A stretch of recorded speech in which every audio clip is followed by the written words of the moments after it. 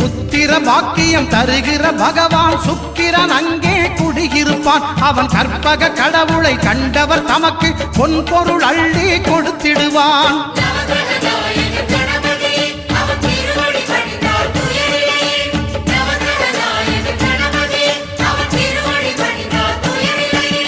ஒன்பது கோளும் ஒன்றாய் காண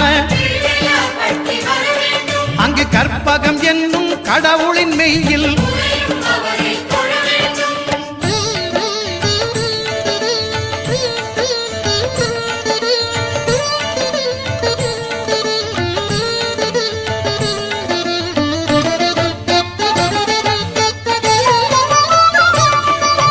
அட்டமச்சனியின் நட்டங்கள் தவிர்க்க எங்கள் வலம்புரிநாதன் வலக்கை மேலே அட்டமச்சனியின்